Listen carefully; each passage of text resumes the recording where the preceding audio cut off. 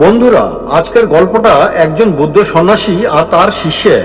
এই ছেলেটি যখন প্রথম বুদ্ধ সন্ন্যাসী শিষ্য হয় তখন তার কাছে জীবনকে নিয়ে হাজারো অভিযোগ থাকে। সে শিষ্য হওয়ার পরেই তার গুরুদেবের কাছে এসে তার সমস্ত অভিযোগের কথা বলে। সে সবার প্রথমে বলে যে, গুরুদেব, এই দুনিয়ার কিছু মানুষ খুব সুন্দর, কিছু মানুষ খুব অসুন্দর, এটা কেন হয়? তারপর সে বলে, এই দুনিয়ার কিছু মানুষের কাছে অনেক ধন সম্পত্তি আছে, আর কিছু মানুষ খুব গরিব। এখানে কেউ খুব সুখী, কেউ খুব অসুখী। আমার জীবনে বারবার বিভিন্ন রকমের সমস্যা আসতেই থাকে। আমি সংসার থেকে কোনোদিন আমার মন মতো কোনো কিছুই পাইনি। না তো আমাকে সুন্দর দেখতে, না তো আমার কাছে অনেক ধন সম্পত্তি ছিল, আর না তো আমি জীবনে যা যা চেয়েছি তার কোনো কিছুই পেয়েছি। আমার জীবনের প্রতিটা পর্যায়ে আমাকে কিছু না কিছু সমস্যার সম্মুখীন হতেই হয়েছে। আমার মনে হয় আমার ভাগ্যে ভালোটা কখনো লেখাই নেই। এখানে এসেও আমার মন কিছুতেই এক জায়গায় স্থির হচ্ছে না। আমার শুধু মনে হচ্ছে আমি যেন সবকিছু থেকেই সারা জীবন শুধু বঞ্চিত হয়েই রইলাম। গুরুদেব তার সব কথা শুনে তার আসল সমস্যাটা বুঝতে পারলেন। তিনি বললেন, তুমি সবার আগে অন্যদের ব্যাপারে ভাবা বন্ধ করো। এটা কেন বলছি সেটা তোমাকে আমি আজকে বিকেলে বলবো, কিন্তু তার আগে তুমি আমার সঙ্গে একটা জায়গায় যেতে হবে। তো গুরু আর শিষ্য মিলে সকাল সকাল কোনো একটা জায়গায় উদ্দেশ্যে রওনা হয়ে গেল। তারা আশ্রমের সামনে থেকে একটা গরুর গাড়িতে করে রওনা দিল। গরুর গাড়িটা অনেক পুরনো ছিল, তাই সেটাতে বসে তাদের যেতে একটু অসুবিধা হচ্ছিল। কিছু দূর যাওয়ার পর শিষ্যটি বলল, গুরুদেব, এই গরুর গাড়িটা করে আমরা কেন যাচ্ছি? গুরুদেব বললেন, মানে? শিষ্য বলল, এটা একটা যাওয়ার গাড়ি হলো? এই গাড়িটা এত পুরানো আর ভাঙাচুরা হয়ে গেছে যে এতে করে 5 মিনিট আসতেই অবস্থা খারাপ হয়ে যাচ্ছে। এতে করে কি করে এত দূর পথ যাওয়া সম্ভব? গুরুদেব বললেন, আমি তো দূরের পথ বলেই এই গরুর গাড়িটা ব্যবস্থা করেছি, আর এটা ছাড়া আমি আর কোনো গাড়ির ব্যবস্থা করতে পারিনি। কিন্তু তোমার যেহেতু যেতে কষ্ট হচ্ছে, তাই চলো আমরা গাড়ি থেকে নেমে হেঁটেই যাই। শিষ্যটি বলল, আপনি ঠিক বলেছেন, এই গাড়িতে যাওয়ার থেকে হেঁটে যাওয়া অনেক ভালো। শিষ্যের কথা শুনে গুরুদেব একটু হাসলেন আর গাড়ি থেকে নেমে হাঁটতে শুরু করলেন। কিছু দূর হাঁটার পর শিষ্যটি বলল, গুরুদেব, একে তো এত গরম, তারপর এই পাথর আর কাকরে ভর্তি, এই রাস্তায় কোনো গাছও দেখছি না যার তলায় বসে একটু বিশ্রাম নেওয়া যাবে। এরকম রাস্তা দিয়ে এত পথ হাঁটবো কি করে? গুরুদেব বললেন, কোনো অসুবিধা নেই। তুমি এই রাস্তা দিয়ে হাঁটতে চাও না, ঠিক আছে। একটু সামনে থেকে একটা জঙ্গলের রাস্তা আছে, সেই রাস্তা দিয়েও আমরা চাইলে যেতে পারি। চলো তাহলে জঙ্গলের মধ্যে দিয়েই যাওয়া যাক। শিষ্যটি খুশি হয়ে বলল, ঠিক বলেছেন গুরুদেব, জঙ্গলের মধ্য দিয়ে গেলে গাছের ছায়াও পাওয়া যাবে, আর এত কাকর পাথরও থাকবে না। গুরুদেব শিষ্যের কথা শুনে আবার একটু হাসলেন আর তাকে নিয়ে জঙ্গলের রাস্তায় ঢুকে গেলেন। জঙ্গলের রাস্তা দিয়ে কিছু দূর যাওয়ার পর জঙ্গল আরো গভীর হতে থাকলো। ধীরে ধীরে বিভিন্ন পোকামাকড়ের পরিমাণ বাড়তে থাকলো। তারপর হঠাৎ করেই রাস্তায় চলতে চলতে শিষ্যটি থেমে গেল। গুরুদেব বললেন, কি হলো, থামলে কেন? শিষ্যটি বলল, ওই দেখুন গুরুদেব, সামনে কত বড় একটা বিষাক্ত সাপ। এই রাস্তা দিয়ে যাওয়ার একদমই ঠিক হচ্ছে না। এত পোকামাকড় সাপের মধ্যে দিয়ে গেলে আমাদের তো জীবন চলে যাওয়ার ভয় থাকবে। কি জানি সামনে আরো কত ভয়ঙ্কর পশুর সম্মুখীন হতে হবে। গুরুদেব বললেন, এই পথ দিয়ে আসার সিদ্ধান্ত তো তোমারই ছিল। তুমি তো ছায়ার মধ্যে দিয়ে বিনা কাকর পাথরের রাস্তা দিয়ে যেতে চাইছিলে। আমরা তো চাইলেই একটু কষ্ট করে সেই গরুর গাড়িতে করে চলে যেতে পারতাম। তাও যদি না হতো, আমরা বড় রাস্তা দিয়ে একটু গরম সহ করে চলে যেতে পারতাম। কিন্তু তুমি তো সেদিক দিয়ে যেতে চাইলে না। এখন আমরা জঙ্গলের মধ্যে অনেক দূর চলে এসেছি, এখন আর ফেরত যাওয়া সম্ভব নয়। আমাদের গন্তব্যে পৌঁছাতে হলে জঙ্গলের মধ্যে দিয়ে যেতে হবে। তো শিষ্যটি গুরুদেবের এই কথার উত্তরে আর কিছুই বলতে পারল না, কারণ এই পথে আসার সিদ্ধান্ত তো তারই ছিল। তো তারা কোনোভাবে খুব সাবধানে জঙ্গলটা পার হলো। জঙ্গল পার হয়ে তারা একটা গ্রামে এসে পৌঁছলো। সেখানে একজনের বাড়িতে তাদের নিমন্ত্রণ ছিল। যার বাড়িতে নিমন্ত্রণ ছিল তারা খুব গরিব ছিল, তাই খাবারের তারা বেশি কিছু বানাতে পারেনি। খাবারে তারা শুধু রুটি আর এক রকমের তরকারি দিয়েছিল। তো এই খাবার শিষ্যের একদম পছন্দ হলো না।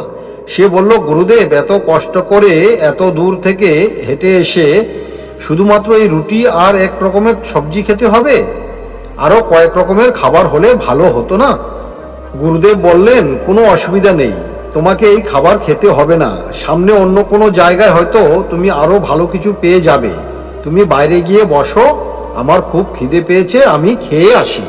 তো সেই শিষ্যটি বাইরে গিয়ে অপেক্ষা করতে লাগলো। গুরুদেব একটু পরে খাবার খেয়ে ওই বাড়ির মালিককে ধন্যবাদ জানিয়ে সেই ঘর থেকে বেরিয়ে এলেন। কিছু দূর চলার পর শিষ্যটি বলল, গুরুদেব, আপনি তো বললেন সামনে ভালো কিছু খাবার পেতে পারি। আমার তো খুব খিদে পেয়ে গেছে, তাহলে এখন খাবার কোথায় পাবো? গুরুদেব বললেন, চেষ্টা না করলে তো খাবার পাওয়া যাবে না। তুমি এক কাজ করো, এই গ্রামের প্রতিটা বাড়িতে গিয়ে জিজ্ঞেস করো কার কাছে ভালো খাবার আছে। আমি তোমার জন্য এখানেই অপেক্ষা করছি। আর হ্যাঁ, সাথে আমার আর একটা কাজ থাকবে। তুমি এমন একটা মানুষকে খুঁজে বের করো যে তার নিজের সৌন্দর্য নিয়ে খুব খুশি। সে যতটা সুন্দর তাতে সে একদম সন্তুষ্ট।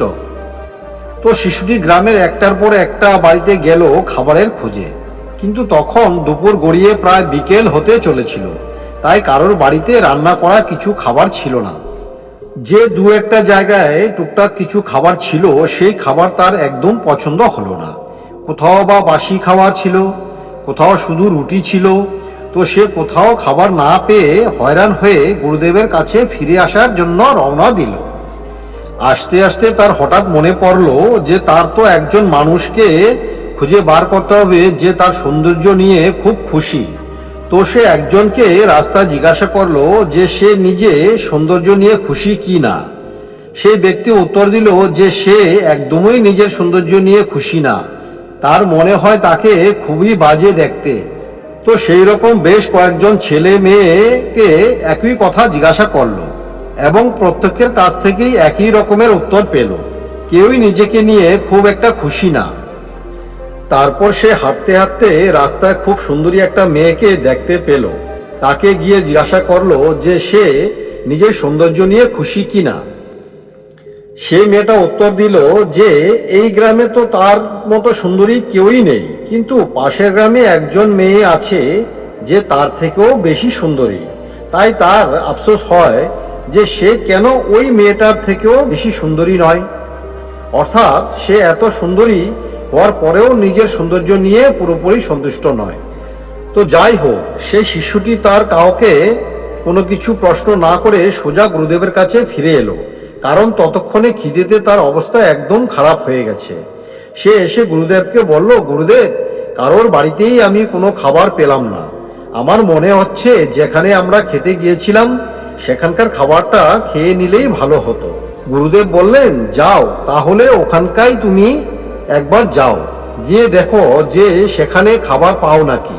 তো সেই শিষ্য সেই ব্যক্তির বাড়িতে আবার গেল, যেখানকার খাবার সে না খেয়ে চলে এসেছিল। কিন্তু সেখানে গিয়ে সে দেখলো যে সেই বাড়িতে তালা ঝুলানো আছে। সেই বাড়িতে সেই সময় কেউ নেই। তো সে আর কি করবে, হতাশ হয়ে গুরুদেবের কাছে ফিরে এলো। গুরুদেব সব শুনে বললেন, ঠিক আছে, আর কি করা যাবে, একদিন তুমি না হয় না খেয়েই থাকলে। চলো আমরা বরং আশ্রমের দিকে রওনা হই। আমাদের তো আবার সেই জঙ্গল পেরিয়ে যেতে হবে, সন্ধ্যা হয়ে গেলে খুব মুশকিল হয়ে যাবে। শিষ্যটি বলল, না না গুরুদেব, জঙ্গল দিয়ে নয়, চলুন বড় রাস্তা দিয়েই যাই। তো দুজনেই বড় রাস্তা দিয়ে আশ্রমের দিকে হেঁটে রওনা দিল। অর্ধেক রাস্তায় যাওয়ার পর শিষ্যটির অবস্থা খিদেতে একদম খারাপ হয়ে গেল। সে রাস্তার ধারে বসে পড়ল আর বলল, গুরুদেব, আমি আর হাঁটতে পারছি না। এই খিদে পেটে এতদূর হাঁটা আমার পক্ষে সম্ভব না। গুরুদেব তার কাছে এসে তার ঝোলা থেকে রুটি আর সবজি বের করে শিষ্যকে দিয়ে বলল, এই নাও, এটা খেয়ে নাও। এটা সেই খাবার যেটা তুমি সেই বাড়িতে না খেয়ে ফেলে এসেছিলে। আমি এটা সঙ্গে করে নিয়ে এসেছিলাম, তোমার পরে লাগতে পারে সেই ভেবে।